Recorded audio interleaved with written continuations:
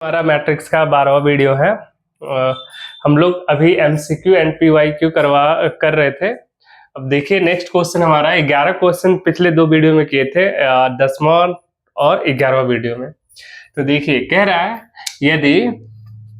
यदि ए कोई दिया हुआ इस प्रकार का मैट्रिक्स, देन कहता है इसका वैल्यू क्या होगा, 1 + x square plus dot dot x का पावर 16 दिया हुआ, then a is equal to, a का वैल्यू क्या होगा, है ना। तो यहाँ पर अगर a रख दे तो क्या होगा, इस फंक्शन में एग्जिस्ट कर रहा है। तो देखिए सॉल्व कर रहे कि f(x) इक्वल टू ये दे रखा, तो डायरेक्ट हम fa निकाल लेते हैं। fa बराबर क्या हो जाएगा, 1 + a square plus dot dot dot plus a का पावर 16, यही तो हो जाएगा। a कर दे कन्वर्ट। अब देखिए एक nilpotency, index of nil potency आप याद रखिए कि क्या होता है।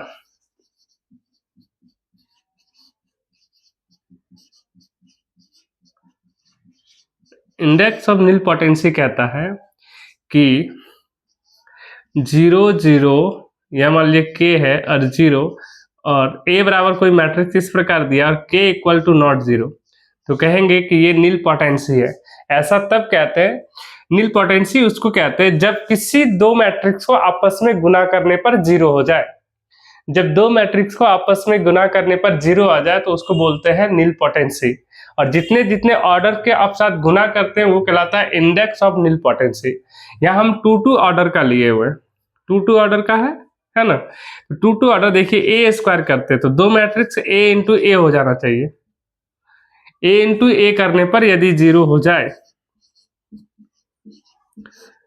देखिए ये 0 0 0 के लेते हैं, अगर इसका मल्टीपल करेंगे तो आएगा 0। अब देख लीजिए क्या आएगा, 0। ये दोनों को गुना करेंगे 0, ये दोनों इससे करेंगे 0, ये दोनों 0 हो जाए, सब 0 हो जाए, तो a स्क्वायर इक्वल टू 0। तो इंडेक्स ऑफ नील पोटेंसी क्या हो जाएगा, यहाँ पर 2। इंडेक्स ऑफ नील पोटेंसी क्या हो जाएगा, 2। अगर 3 3 ऑर्डर का रहता और 0 हो जाता है स्क्वायर करने पर, तो उसको बोलते हैं index of nil potency 3। 4 order का और 4 ऑर्डर का रहता और a स्क्वायर करने पर 0 आ जाता, तो इंडेक्स ऑफ नील पोटेंसी कहलाता 4, है ना। तो यहाँ पर इसका यूज होने वाला है, कैसे वो देखें, क्योंकि इसी फॉर्मेट दिया है। देखिए k के जगह दिया हुआ 5, k के जगह क्या दिया हुआ 5, तो इसका यूज हम कर सकते हैं कैसे। तो कहेंगे a इक्वल टू, चूंकि a इक्वल टू दे रखा है 0 0 5 0, है ना, इसलिए तो a स्क्वायर बराबर क्या हो जाएगा, 0 0 5 0 इंटू 0 0 5 0। तो इसको मल्टीपल करिएगा तो आ जाएगा 0। और चूंकि a स्क्वायर 0 आ रहा है, 2 ऑर्डर का है, तो यहाँ पर क्या इसका मतलब है कि a इज नील पोटेंसी।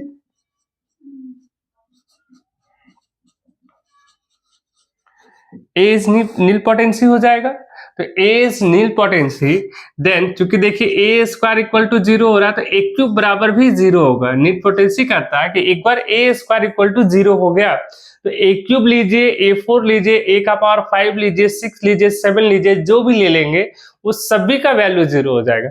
उसके बाद का जितना भी अब मल्टीपल करेंगे सबका वैल्यू 0। यही नील पोटेंसी का काम है। तो अब ध्यान से देखिए ये हो गया। ऐसे ही डॉट डॉट डॉट, अगर a का पावर हम 16 लेते हैं तो इसका वैल्यू भी क्या हो जाएगा, 0, क्योंकि ये नील पोटेंसी मैट्रिक्स है ना। ये पावर 0 लेते हैं। तो अब देखिए जरा, a स्क्वायर से लेंगे आप, यही तो निकालना है, इसका वैल्यू निकालना हमको।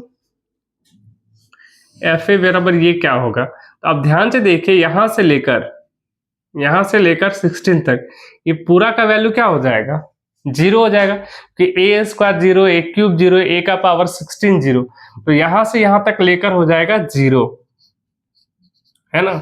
तो मेरे पास बचेगा क्या, a 1 + a, 1 को आप क्या लिख सकते हो, i लिख सकते हैं। क्या लिख सकते हैं, 1 को लिख सकते हैं i। तो i का वैल्यू 2 ऑर्डर का है तो क्या हो जाएगा, 1 0 0 1, ये तो फिक्स होता है i का वैल्यू, और a का वैल्यू दिया हुआ 0 5 0 0। अगर आप इसको ऐड करोगे तो मिलेगा क्या मेरे भाई, 1 5, यहाँ पर 0 मिल जाएगा, यहाँ 1। अब देखिए कौन सा ऑप्शन है, 1 5 1, ये बी नंबर ऑप्शन हो जाएगा इसका करेक्ट आंसर। समझ पा रहे होंगे आप लोग, उम्मीद करते हैं कि नील पोटेंसी देखना है कहाँ पर यूज कर सकते हैं, ऐसे इक्वेशन में हम नील पोटेंसी चेक करते हैं ताकि सारा वैल्यू ही 0 हो जाए। 2 ऑर्डर का दे या 3 ऑर्डर का दे, ऐसा ही करेंगे। देखिए सबसे पहले ये दिया हुआ एक फंक्शन कहता है ए इस पर एग्जिस्ट करता है, ए एक मैट्रिक्स है 2 ऑर्डर का, तो देन इसका वैल्यू क्या होगा ये पूछ रहा है। तो हम एफ ए निकाल लिए। इंडेक्स ऑफ नील पोटेंसी क्या होता है, तो एक नील पोटेंसी वैसा कह सकते हैं मैट्रिक्स जिसका स्क्वायर करने पर 2 ऑर्डर हो या 3 ऑर्डर हो 0 हो जाए तो नील पोटेंसी कहलाता है। तो ए बराबर अगर ऐसा दिया के इक्वल टू नॉट 0 होना चाहिए, तो ए स्क्वायर गुना करके देखिए 0 आ गया है ना। और सेम देखिए यहाँ पर फंक्शन दिया हुआ है ऐसा, है ना। तो क्या मान लिए हम कि ए इज क्या हो गया नील पोटेंसी। एक बार नील पोटेंसी हो गया स्क्वायर में तो क्यू 4 16 जितना भी पावर चले जाइए सबका वैल्यू हो जाएगा 0। n तक जाएगा तो n का वैल्यू भी क्या हो जाएगा, जो हम कहे कि a का पावर यहाँ n है, n बराबर 0 क्या होगा, n का वैल्यू क्या होगा 2 3 4 कुछ भी, 1 नहीं हो सकता, 1 पर नहीं होता स्क्वायर पर, है ना। तो एफ ए इतना बराबर क्या हो गया 0। तो 1 प्लस ए का वैल्यू निकाले हैं आई, 1 को आप आई लिख सकते हैं, आई का वैल्यू 1001 ऐड कर दिए, हो गया आंसर। उम्मीद करते हैं आप समझ गए होंगे, बहुत ही साधारण क्वेश्चन है, नील पोटेंसी आप याद रख लीजिए, है ना। देखिए नेक्स्ट क्वेश्चन नंबर 13। देखिए ये हमारे क्वेश्चन नंबर 13 है। कह रहा है कि यदि ए कोई मैट्रिक्स इस प्रकार का दे रखा है ना, ये एकदम 12th लेवल क्वेश्चन है।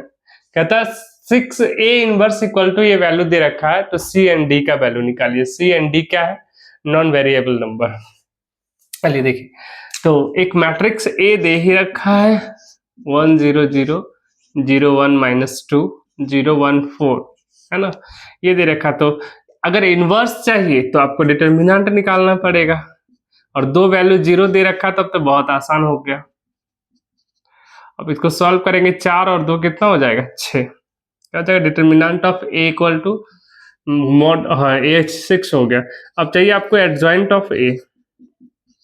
एडजॉइंट ऑफ ए कैसे निकालते हैं, a21 a22 a23 a31 a32 a33, इसी से तो एडजॉइंट निकलेगा। तो आप एडजॉइंट निकाल लीजिए फटाफट। a11 का वैल्यू, क्योंकि 2 0 दे रखा ना 4 एलिमेंट, तो बहुत आसान होगा। a11 का निकालेंगे, ये और ये खत्म, कितना आ जाएगा 6। a12 0 है ना, a12 का वैल्यू 0, देखिए ये रखेंगे तो ये और ये समाप्त हो जाएगा क्या 0। अगर ये ले रहे तो ये और ये खत्म, ये हो जाएगा 0 0 ही आएगा। अगर आप ये नीचे लिखेंगे, अगर आप ये लेते हो तो ये और ये समाप्त 0। अगर आप क्या लेते a22 मतलब 1 लेते, ये लेते 1, तो ये और ये समाप्त, फिर देखिए ये और ये समाप्त आएगा 4, क्या आ जाएगा 4, 2 2 आ जाएगा 4, 2 3 मतलब का आप ले रहे हैं ये वाला वैल्यू 2 3, ये ले रहे हैं, ये और ये समाप्त, ये आ जाएगा -2, और ये माइनस ऑलरेडी देगा तो +2। तो सावधानी से आप निकालेंगे, है ना। a31 मतलब ये ले रहे, ये और ये समाप्त मतलब ये 0। a32 का मतलब ये ले रहे हैं हम, ये वाला पार्ट खत्म -1। a33 मतलब ये ले रहे, ये और ये खत्म मतलब 1 आ जाएगा। ये निकल गया मेरे पास एडजॉइंट, है ना। तो अब ये फंक्शन ही ले लेते पूरा। अच्छा ए स्क्वायर भी निकाल ही लेते हैं, ए स्क्वायर चाहिए आपको। ए स्क्वायर का मतलब है a इंटू ए, तो ए का वैल्यू देखिए 1 0 0 0 1 -2 0 1 4, जितना स्पीड आप बना सकते हो। अब इसको मल्टीपल कर लीजिए, ये तीनों के साथ 1 आएगा, है ना, ये तीनों के साथ 0 आएगा, ये तीनों के साथ 0 आ जाएगा। चलिए फिर ये तीनों 0, फिर ये इसके साथ तो 1 -2 -1, फिर ये तीनों के, तो ये इसके साथ 0, ये 1 + 4 कितना हो जाएगा 5, ये करिए इसके साथ 0, ये इसके साथ -2 -8 -10, ये 0 -2 और +16, -2 + 16 कितना हो गया 14, ये निकल गया आपका ए स्क्वायर, है ना। इतना तो आप पहले ही थ्योरी में सीख चुके हैं। तो आइए देखिए, चूंकि 6a इनवर्स इक्वल टू दे रखा है a² + 3a, plus D I, यही तो निकालना है। तो 6 इंटू ए इनवर्स का मतलब 1 bye determinant of A into adjoint of A square का वैल्यू मेरे पास आ गया 1 0 0 0 -1 -10 0 5 और 14 प्लस सी इंटू ए का वैल्यू दे रखा है कितना 1 0 0 0 1 -2 0 1 4 है ना, और plus D I I 3 3 order का तो 1 0 0 0 1 0 एंड 0 0 1, ये तो होगा आई। 6 into 1 bye determinant of A का वैल्यू 6 है, एडजॉइंट ऑफ ए का वैल्यू देखिए मैंने निकाल रखा है यहाँ पर 6 0 0 0 4 2 और ये 0 -1 1। चलिए अब यहां से काम करते हैं, 1 plus c plus d, 1 plus c plus d आएगा, डायरेक्ट हम सॉल्व करते हैं, ये 6 और 6 तो कट जाएगा। अब फिर देखिए ये 0 ही हो जाएगा, ये 0 मतलब ये 0, ये भी 0 हो जाएगा। चलिए यहां पर 0 प्लस 0 प्लस 0 0 है ना, फिर इसको जोड़िए -1 प्लस सी प्लस डी, इसको जोड़ लीजिए फिर से 5 को, 5 प्लस सी प्लस 0 5 प्लस सी। अब कुछ नहीं भी करते तो डायरेक्ट दिख रहा है कि निकल जाएगा, यहां से सी निकल जाएगा और सी का वैल्यू यहां रखेंगे तो डी निकल जाएगा, कुछ करने की जरूरत नहीं, लेकिन हम फिर भी सिखाते हैं। ये 0 0 पूरा 0 आ जाएगा, -10 -2c प्लस 0, अब ये इसके साथ 14 plus 4c plus D, 4c plus D, ये हो जाएगा। अब rule of equality of matrix क्या कहता है, ये इसके बराबर होगा, ये इसके बराबर, सब आपस में क्रॉसपॉन्डिंग एलिमेंट बराबर होंगे, तो हम c निकाल लेते हैं। यहां से देखिए ये बराबर क्या हो जाएगा -1, तो 5 प्लस सी इक्वल टू -1, मतलब c का वैल्यू क्या आ जाएगा, c का वैल्यू देखिए ये +5 इधर यह कर लेते हैं, 5 प्लस सी इक्वल टू -1 होगा तो c इक्वल टू क्या जाएगा -6, c का वैल्यू -6, यहां से भी निकालेंगे तो -6 ही आएगा, ये बराबर ये होगा, है ना, देखिए कट पिट करके देखिए ये -6 ही आएगा। और d के वैल्यू आपको निकालना, c निकल गया, d का वैल्यू यहीं पर पुट करते हैं, 6 equal to 1 plus c plus D,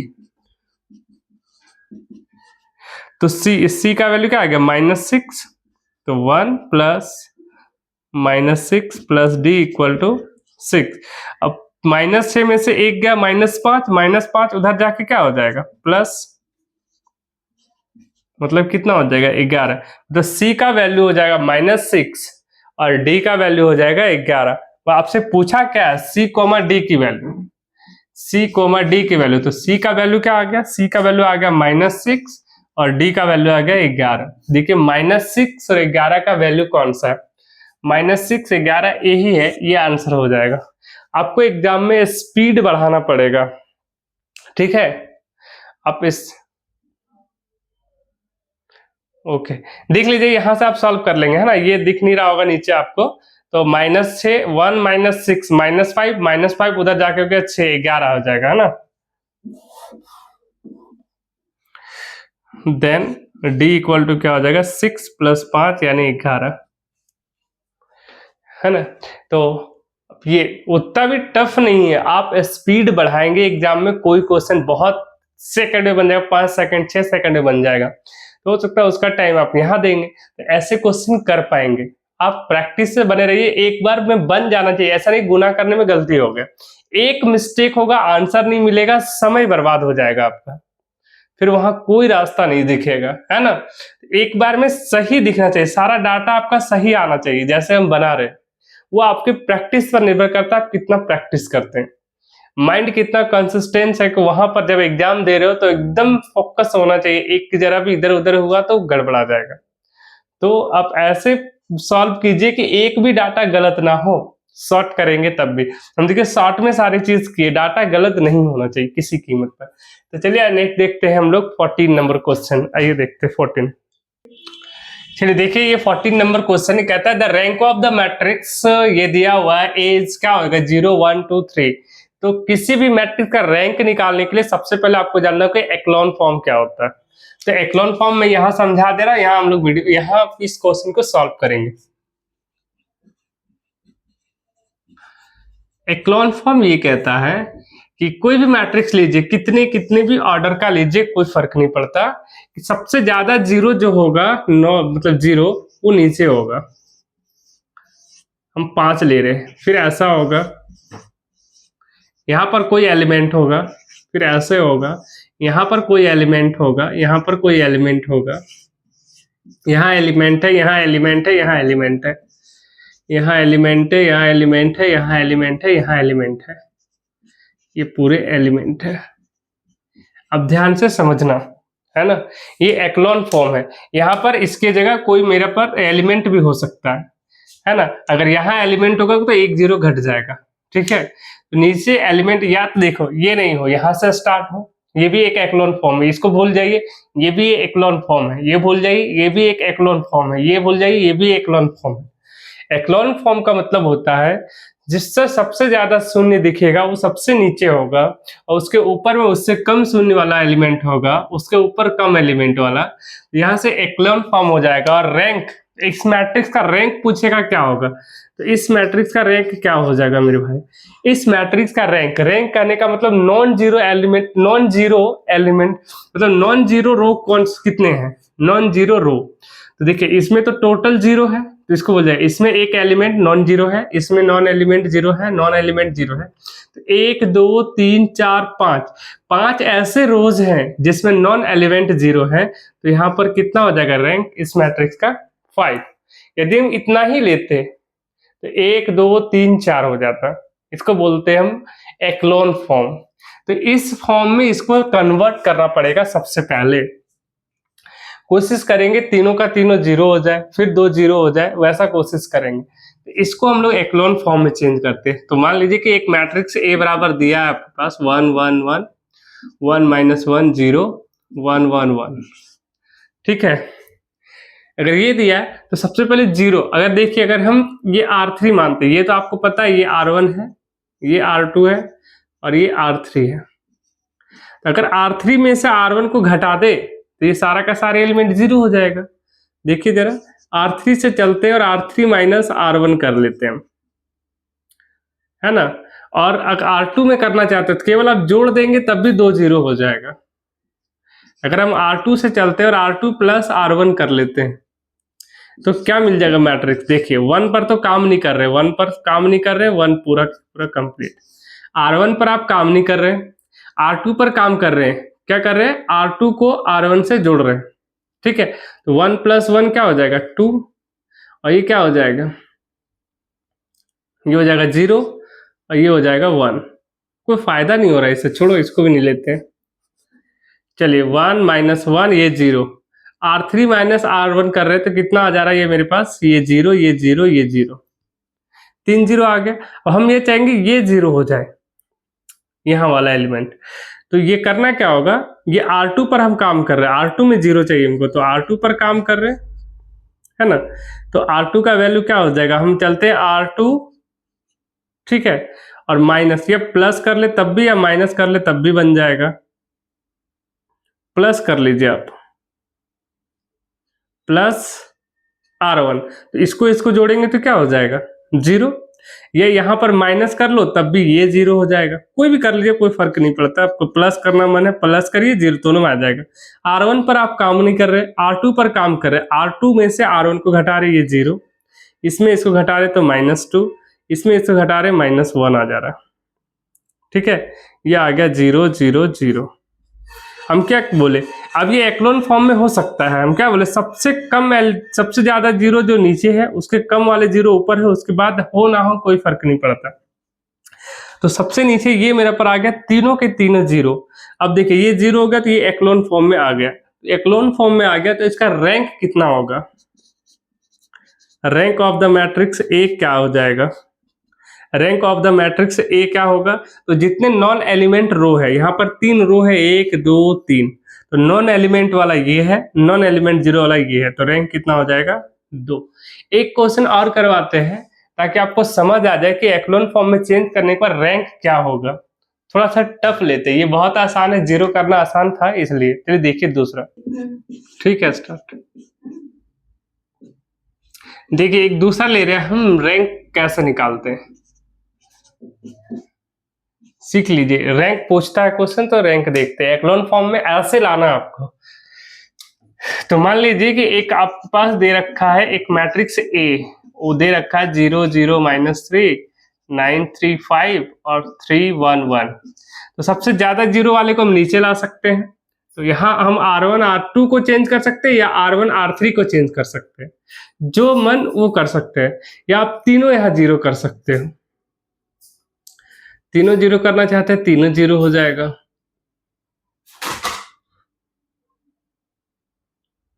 चलिए R1 को हम R3 से चेंज कर देते हैं।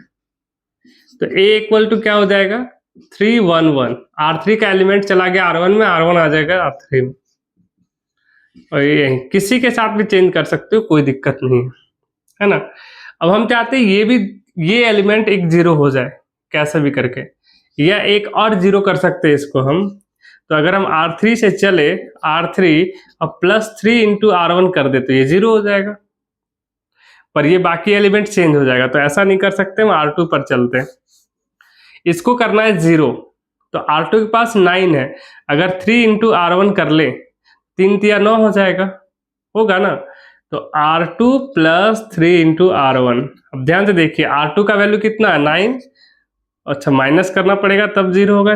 -3 इंटू R1 का वैल्यू क्या हो जाएगा 3, तो 9 में से 9 गया जीरो, तो ये आ जा रहा है जीरो। तो ये काम करते हैं, चलिए। तो A बराबर क्या हो जाएगा 3 1 1। R1 पर काम नहीं कर रहे, R3 पर भी आप काम नहीं कर रहे, R3 को एज इट इज उतार दीजिए। R2 पर काम कर रही है तो इसका काम है जीरो। अब देखिए R3 का वैल्यू कितना हो गया 3, है ना, और यहाँ हो गया 3 गुना 1, 3 में 3 गया, ये भी हो गया जीरो। अब देखिए R2 का वैल्यू ये है 5 और ये गुना होगा 3, 5 में से 3 गया 2। चलिए तो ये भी हो गया एक एक्लोन फॉर्म। हम बोले इक्वल हो सकता है, ये एलिमेंट जो है यहाँ पर, ये एलिमेंट भी जीरो हो सकता है, कोई दिक्कत नहीं है। तो यहाँ भी रैंक कितना हो जाएगा, rank of matrix A, rank of matrix A कितना होगा। तो देखिए यहाँ पर जो है, यहाँ पर तो नॉन जीरो तीनों के तीनों नॉन जीरो, यहाँ पर तीनों जीरो तो हो नहीं रहा है, लेकिन ये एक्लोन फॉर्म में सबसे जीरो यहाँ पर है, ये यहाँ पर ही है।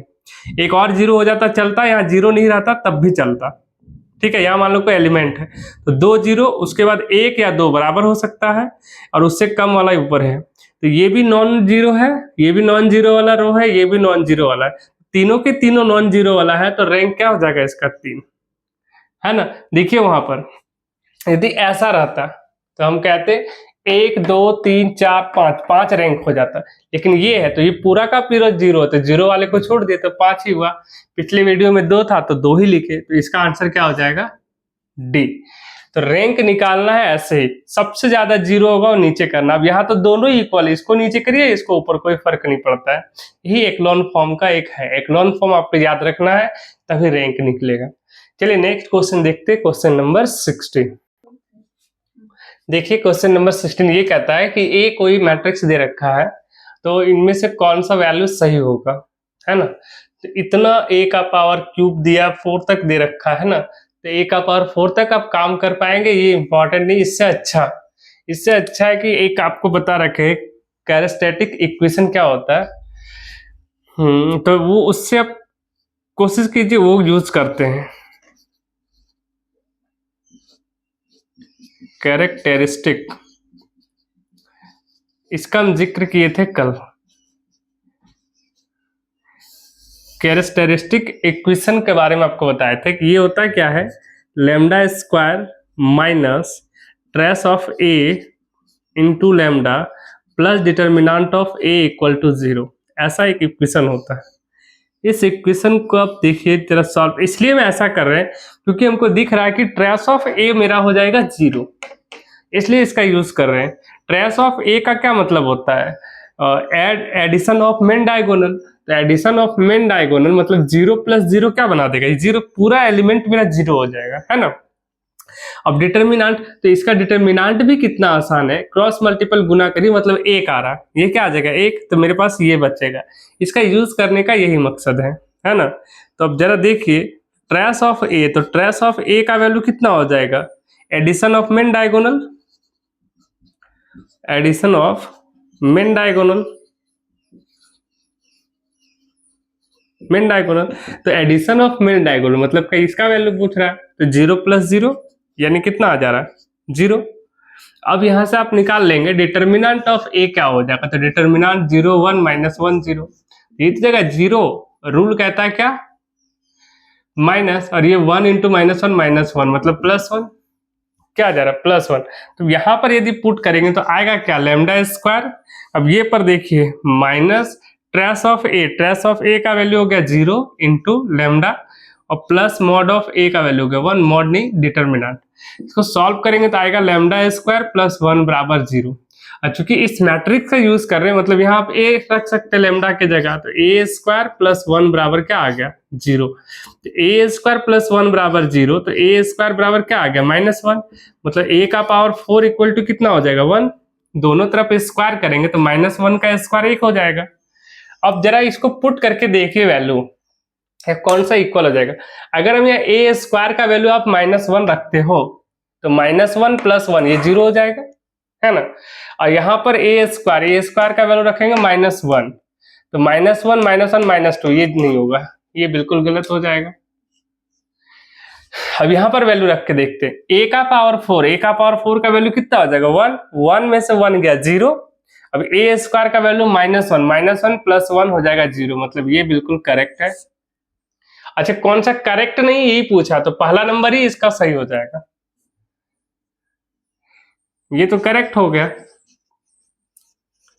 ये करेक्ट है, ये करेक्ट नहीं हो तो यही ऑप्शन सही हो जाएगा, फर्स्ट ऑप्शन है। बाकी का पुट करके देखते हैं, है ना। एक क्यूब में दे रखा वैल्यू यहाँ पर, तो आप सॉल्व कर लेंगे, इसको इसके साथ मल्टीपल करेंगे तो क्या आएगा, a का पावर 4 - a आएगा, ये तो आएगा। a का पावर 4 का वैल्यू क्या हो जाएगा, a का पावर 4 का वैल्यू जाएगा 1, 1 1 कट जाएगा, तो a³ बराबर -a, बिल्कुल सही कैसे होगा। a³ का वैल्यू निकालना पड़ेगा मेरे भाई, देख लेता हूँ निकाल के। चलिए नीचे वाला देखिए, नहीं सब निकालना पड़ेगा, ये तो करेक्ट हो गया। अब वैल्यू पुट करिए, a³ का वैल्यू क्या होगा, यहां से सॉल्व करेंगे तो a³ बराबर क्या आ जाएगा -a, a³ बराबर क्या आ जाएगा -a। तो इसको सॉल्व करने की जरूरत नहीं है, डायरेक्ट ऐसे रख सकते हैं, a³ का वैल्यू -a, यहाँ पर a³ का वैल्यू हो जाएगा -a और +1। अब देखिए यहाँ पर मल्टीपल करेंगे जैसे ही, तो a का पावर 4 आ जाएगा, a का पावर 4 और -a, तो a का पावर 4 का वैल्यू क्या हो जाएगा 1 और -a, तो 1 यहाँ पर देखिए 1 -a है, यहाँ भी 1 - a, मतलब ये भी करेक्ट है, ये भी करेक्ट हो गया। अब यहाँ देखिए सॉल्व करके देखते हैं, a³ को क्या लिख सकते हैं आप -a बराबर -a, और ये -1 पहले से दे रखा, तो -1 इक्वल टू a × a² का वैल्यू कितना आ जाएगा, a² का वैल्यू कहाँ निकाली, यहाँ a² का वैल्यू -1 और a × 1 मतलब a। अब देखिए ये दोनों इक्वल है, दोनों में माइनस, यहाँ भी दोनों माइनस, मतलब ये भी करेक्ट है। चेक करके दिखा दी कि ये तीनों के तीनों करेक्ट है। पूछा इनमें से कौन करेक्ट नहीं है, तो करेक्ट ये नहीं मतलब आंसर सही कौन सा ऑप्शन होगा, option number A is the correct answer, है ना। तो उम्मीद करते ये समझ गए होंगे। आज के लिए हम लोग इतना ही रखते हैं, नेक्स्ट वीडियो में देखेंगे आगे के क्वेश्चंस, है ना। धन्यवाद, आप लोग देखते रहिए, समझते रहिए।